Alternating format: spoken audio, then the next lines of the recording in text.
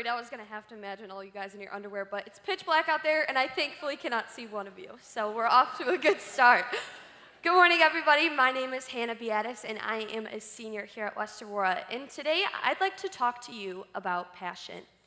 Can passion be taught, or is it innate?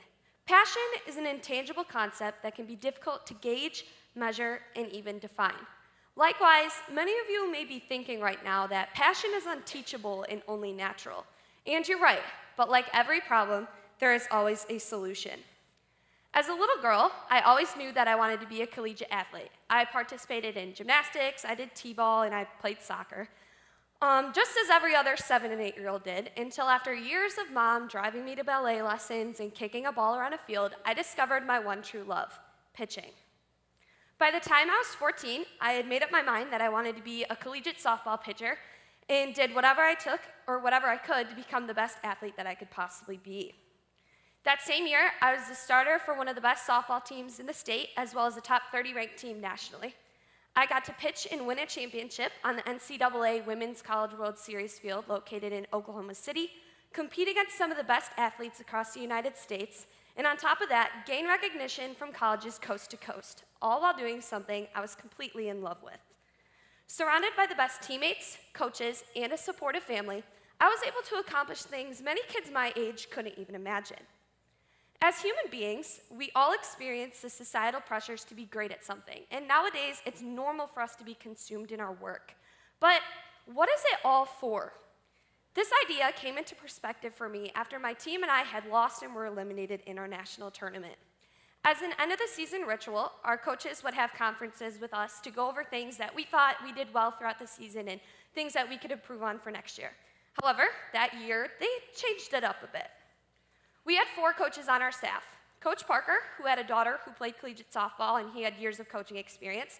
Coach Jill Koffel, who set many hitting records at NIU and competed in the Pan American Games. And last but not least, Coach Hannah and Coach Ashley. Coach Hannah was a pitcher at Winona State University, and Coach Ashley was a pitcher at Loyola University Chicago. Because we were close in age and we were all pitchers, I naturally put them on a pedestal and established a close relationship with them throughout the season. So back to the meeting. Hannah and Ashley each pulled us aside individually and gave us a note card with a word on it that they believed best described us as an athlete. And the word they had chosen for me was passionate. Of the things on this note card, my attention is primarily drawn towards the bottom where it says, "This team has fed off of your passion and love for the game, and that is something you just can't teach." Don't get me wrong, my ability definitely played a role in the success of my team, but at the end of the day, it wasn't about the wins and losses.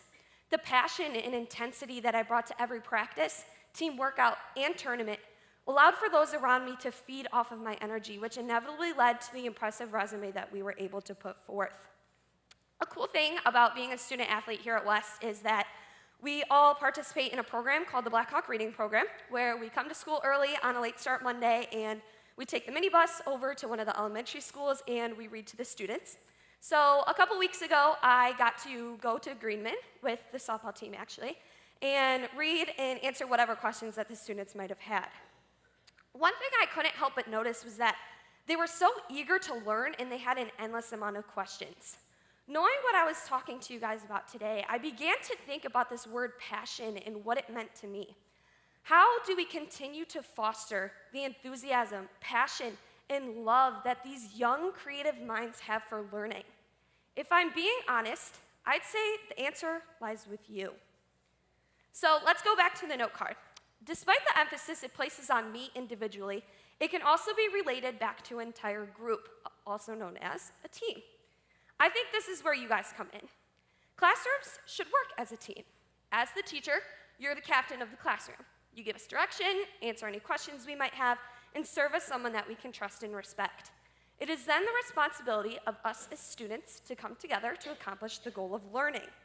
However, what happens when the captain of a team radiates negative energy and just drags everyone down? It's a simple equation. Passion equals productivity. The more passionate you are about what you do, the more you will get out from us. And trust me, we want to be challenged. Low expectations only give us an excuse to not go above and beyond what we are truly capable of. You cannot always make me passionate about what you're teaching. However, you can create an environment that breeds passionate behavior. So I challenge you to just that. Start creating environments that breed passionate behavior. And if you're someone who hasn't found your passion, I encourage you to not give up. Because like my dad once told me, the greatest reassurance in life is knowing that you cannot mess up on your passion because it lives in your heart. Thank you.